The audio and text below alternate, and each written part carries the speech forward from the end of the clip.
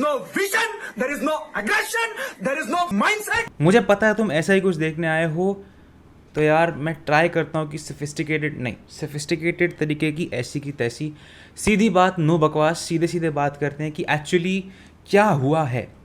And somehow if you live under the rock, let me tell you क्या हुआ है. India is knocked out of the Asia cup. Although मैंने question mark लगाया है, चलो इस क्वेश्चन मार्क को भी बताता हूँ क्यों लगाया है. तो आइए दोस्तों जानते हैं इंडिया कैसे अब भी एशिया कप के फाइनल्स में पहुंच सकती है. सो बेसिकली अब इंडिया को उम्मीद करनी है कि श्रीलंका पाकिस्तान को हरा दे और अफगानिस्तान भी पाकिस्तान को हरा दे. And in short India Afghanistan को अपने आखिरी एशिया कप के सुपर 4 के मैच में 150 रन से हरा दे, अब बहुत अच्छा नेट रन रेट ले ले तो इंडिया का चांस बन सकता है. तो भैया हम ये कहते हुए किसको उल्लू बना रहे हैं? अनटिल एंड अनलेस जियो धन धनाधन करने यहाँ आ जाए, if you know what I mean, तो ही कुछ हो सकता है, वरना तो भैया मोर और less India is out of the Asia cup. तो एक्चुअली कल हुआ क्या, थोड़ा क्वालिटेटिवली डिस्कस करते हैं. भैया इंडिया श्रीलंका का मैच हुआ, इंडिया फिर से टॉस हारा, इंडिया के सामने बैटिंग करने का चैलेंज आया और इंडिया के 2 टॉप ऑर्डर बैट्समैन अपना विकेट जल्दी खो गए. अब किसी को यहाँ पर स्टैंड लेना था, किसी को रिस्पॉन्सिबिलिटी लेनी थी, तो वो ली रोहित शर्मा ने. देर आए भाई साहब, दुरुस्त आए, लेकिन किस तरह का शॉट खेल के आउट हुए उससे मतलब सूर्य कुमार यादव ने भी खूब साथ दिया, बट एक डिसेप्टिव बॉल पे वो भी आउट हो गए. उसके बाद थोड़े थोड़े रन मारे पंत और पंड्या ने, लेकिन विकेट्स धड़ल्ले से गिरते गए और जहां इंडिया को 190 बनाना चाहिए था वहां बनते हैं 173 फॉर 8. लास्ट के ओवर्स में रन नहीं बनते. श्रीलंका के बॉलर्स ने अच्छी बॉलिंग की. A special shout out to Dilshan Madushanka, जिसने 3 विकेट लिए और गट्सी बॉलिंग की. आइड से ही बोल्ड वेरी वेल, बहुत गट्स लिए उसने, ब्लफ्स खेले. एंड इन फैक्ट श्रीलंका ने इंडियन बैट्समैन को लिटरली बेट करके फंसाया. फिर चाहे वो विराट कोहली हो, फिर चाहे वो ऋषभ पंत तो खैर रिवर्स बेट हो गया. वो तो भाई खतरों का खिलाड़ी आदमी है, क्या फ़र्क पड़ता है कितनी लंबी बाउंड्री है, क्या फ़र्क पड़ता है स्लोअर बाउंसर है, मैं तो उड़ाएगा. और वो पिच से ही उड़ गया. फिर उसके बाद दीपक हुड्डा को उन्होंने बेट किया. उन्होंने कुछ हद तक आई थिंक सूर्य कुमार यादव को भी बेट किया, थर्ड मैन अंदर लेके स्लोअर बाउंसर डाल दी, पीछे आउट हो गया कैच. तो भैया इंडिया की बैटिंग, स्पेशली उनका टॉप ऑर्डर थोड़ा फ्लस्टर करता नजर आया, except for Rohit who was probably the only positive in India's batting. बात करें श्रीलंका की बैटिंग की, और भाई साहब उनके ओपनर्स पथुम निशंका और कुशल मेंडिस ने धागा खोल दिया. इंडिया के बॉलिंग लाइनअप के चिथड़े उड़ा दिए, जिसके ऑलरेडी उड़े हुए थे, जिसकी मैंने पाकिस्तान वाली वीडियो में भी की थी कि कम बॉलर्स खिला रही है टीम इंडिया, जिसका लिंक फिर उसी चीज़ से हो रहा है. I know it is the same thing coming up again and again, but it has been the problem.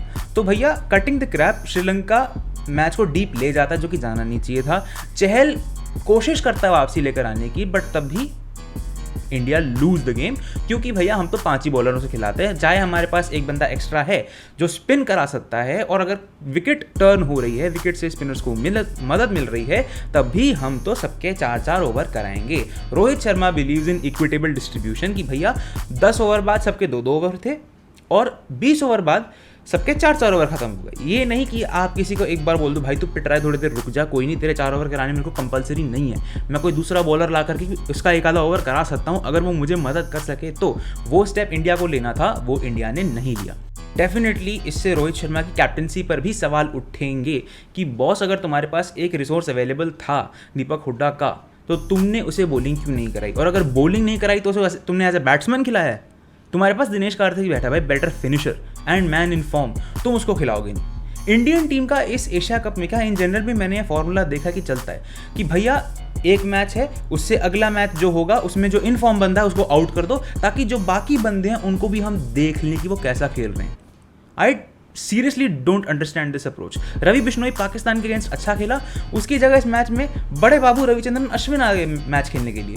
उन्होंने क्या किया, 1 विकेट लिया और 17 रन मारे. ओहो, मैंने जस्टिफाई कर दिया अपने आप को, घंटा को जस्टिफाई नहीं किया है. और इसके बाद अगर अश्विन को वर्ल्ड T20 में ले गए ना, मेरा इस इंडियन टीम से लिटरली विश्वास उठ जाएगा. बट ऑनेस्टली चाहे जितनी कड़ियाँ जोड़ लो, चाहे बॉयकॉट IPL कर लो, चाहे जो मर्जी बोल लो, बात वहीं पर आकर के अटकती है. It was bad from the selection committee, from the board of cricket in India.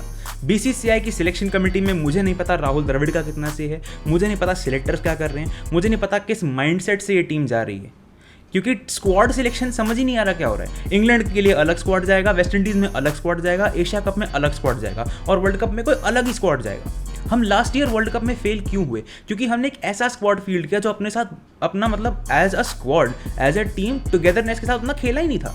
इसलिए हम लोग फील्ड पे दिखे, एक्सपोज हुए प्रॉपर। एंड हम कल श्रीलंका से भी इसलिए हारे। श्रीलंका की ये टीम सॉर्ट ऑफ वही टीम है जो पिछले 1 साल से, 1.5 साल से, 2 साल से खेलती आ रही है। वो जानते हैं उन्हें कैसा गेम प्लान रखना है। हाँ, वो अपना गेम प्लान 4C 4D करके दिखा रहे थे, ठीक है, पूरी दुनिया देख ले, बट उनको पता है एज ए टीम कि हाँ हम अब इस माइंडसेट से खेलेंगे।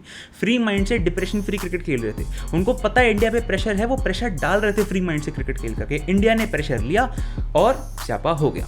अब जहाँ तक बात सिलेक्शन की जाए, इस टीम में कितने ही लोगों की क्वेश्चनेबल सिलेक्शन हुई है, बट जिन दो का मैं नाम लेना चाहता हूँ वो है KL राहुल और रविचंद्रन अश्विन। KL राहुल इंजरी से लदा वापस आया, चलो तुमने उसको मौका दिया 1 मैच खिला करके, 2 मैच खिला करके, तुम्हें अकल आ जानी चाहिए थी कि KL राहुल तुम्हारे लिए रन नहीं बना रहा, ही नीड सम टाइम। बट क्योंकि इंडिया के पास 15 लोगों में और कोई बैकअप ओपनर ही नहीं था, इसलिए KL राहुल आगे भी खेलता गया। एंड उसने क्या किया पता है एक्चुअली प्रॉब्लम क्या है?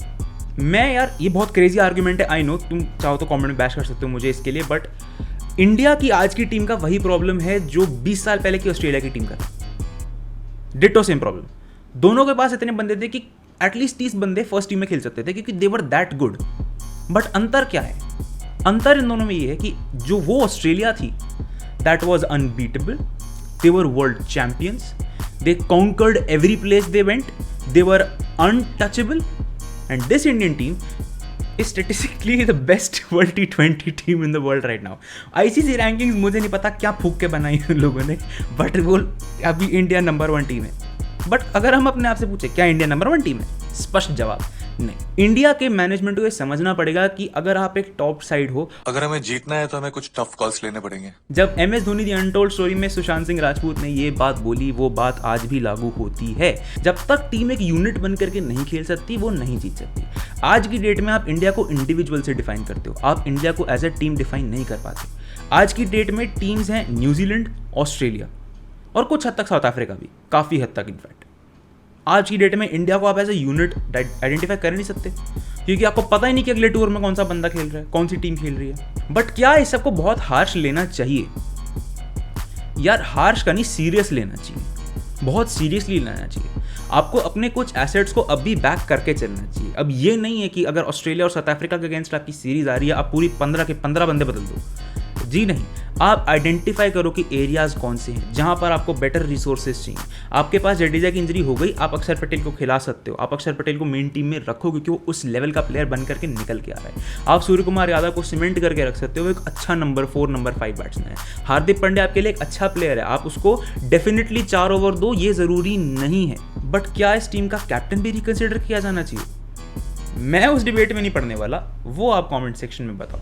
भैया fact of the matter is India needs to wake up right now. अगर मिशन मेलबर्न फतेह करना है तो ये बहुत इंपॉर्टेंट 2 रोड ब्लॉक्स हमारे सामने आ रहे हैं होम सीरीज में, India versus Australia and India versus south Africa में।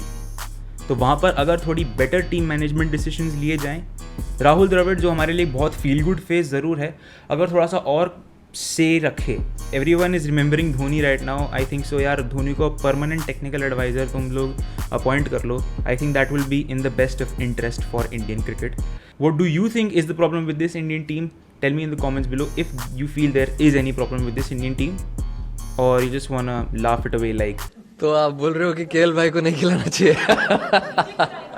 तो somehow if you like that video, make sure just like the video, subscribe the channel। भैया अब तो रेगुलरिटी भी बढ़ रही है, ठीक है, कोशिश करूँगा ये मेंटेन रहे and just stay tuned for the content that's coming your way. Until then, this is Kara signing off. Thanks for watching.